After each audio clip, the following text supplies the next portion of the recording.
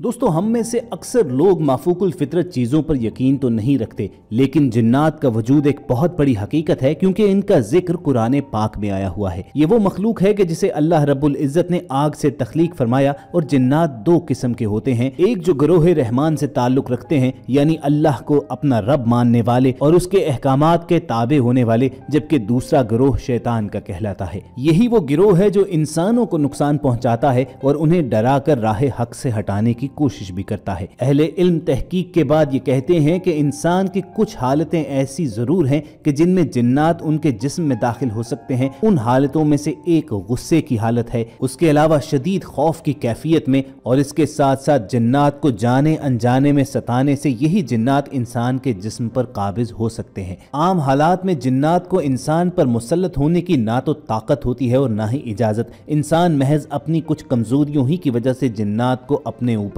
मुसल्लत करता है। और किसी ऐसे ही मुसीबत ज़दा इंसान के लिए राह निजात सिर्फ कलाम इलाही यानी कुरान पाक ही है। पीपल लाइव के आज के वीडियो सेशन में आप तक कुछ ऐसी ही मुहैयर और कूल वीडियोस पहुंचाएंगे कि जिनमें जब दौरान नमाज इमाम ने कुरान पाक की कुछ मखसूस आयात तिलावत की तो कैसे शैतानी जिन्नात इंसानी अजसाम को छोड़ने की कोशिश में थे। मगर ख़वातीन और हज़रात, वीडियो में आगे बढ़ने से पहले आप रेड बटन पर क्लिक करके और बेल आइकॉन को प्रेस करके पीपल लाइव के सब्सक्राइबर्स बनना मत भूलिए, ताकि ऐसी तारीखी, मालूमाती और इस्लामी वीडियोस आपकी रोजमर्रा जिंदगी का हिस्सा बनी रहें। ख़वातीन और हज़रात, जिन्नात के मुतालिक हज़रत अब्दुल्ला बिन मसूद रज़ियल्लाहु तआला अन्हु से रिवायत है कि रसूल करीम सल्लल्लाहु अलैहि वसल्लम ने फरमाया कि इंसानों में कोई भी ऐसा नहीं कि जिसके साथ हमजाद जिन या हमजाद फरिश्ता ना मौजूद हो। सहाबा ने अर्ज किया कि या रसूल अल्लाह, क्या आपके साथ भी ऐसा ही है? तो आप सल्लल्लाहु अलैहि वसल्लम ने इरशाद फरमाया, हाँ, लेकिन फिर अल्लाह ताला ने मेरी मदद फरमाई और मेरा हमजाद मुसलमान हो गया और अब वो मुझे सिवाय भलाई के कुछ और नहीं कहता। दोस्तों, अब आपको वो मनाजिर दिखाते हैं कि जिनका जिक्र हमने अपनी इस वीडियो के शुरुआत में किया था। आप देखेंगे कि मस्जिद में नमाजों के दौरान जब इमाम कुछ मखसूस आयात की तिलावत करते हैं तो पीछे मौजूद कुछ अशखास जोर जोर से चीखें मारना शुरू कर देते हैं। इन लोगों के बारे में बाज अशखास का अंदाजा ये है कि ये आसेब ज़दा लोग थे और जब इनके जिस्मों पर काबिज जिन्नात ने कुरान पाक की तिलावत सुनी तो वो शैतानी जिन्नात चीखें मारकर वहां से भागना चाहते थे। बहरहाल ये मनाजिर आप खुद देखिए और कमेंट सेक्शन में हमें अपनी राय से जरूर आगाह कीजिएगा।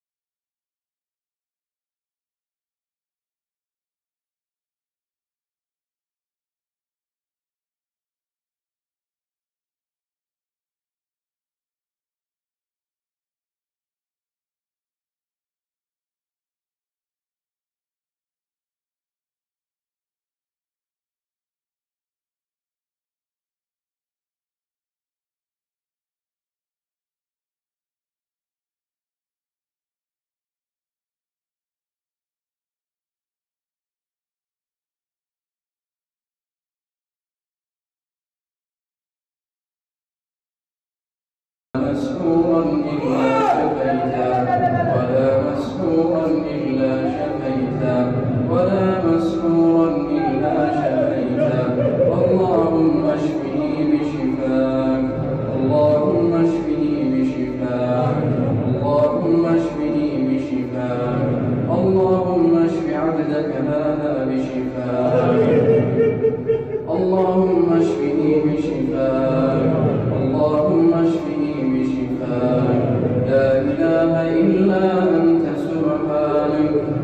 إنا كنا من الظالمين.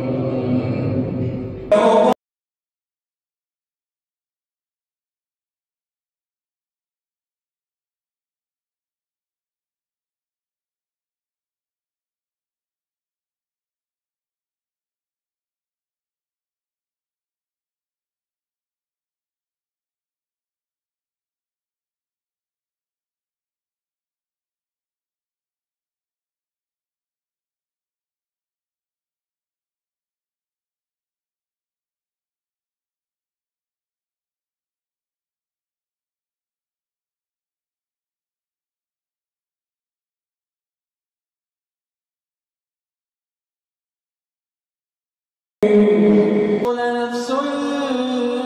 يا حسرة على ما فرطت في جنب الله وإن كنت لمن الساخرين أو تقول لو أن الله هداني لكنت من المتقين أو تقول حين ترى العذاب لو أن لي كرة فأكون من المحسنين بلى قد جاءتك آياتي فكذبت بها واستكبرت وكنت من الكافرين ويوم القيامة ترى الذين كذبوا على الله وجوههم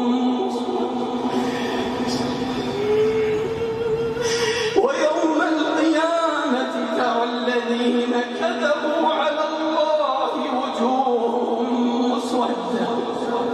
أليس في جهنم مثوى للمتكبرين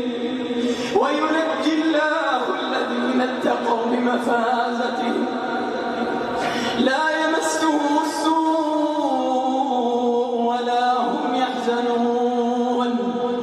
الله خالق كل شيء وهو على كل شيء وكيل له مقاليد السماوات والأرض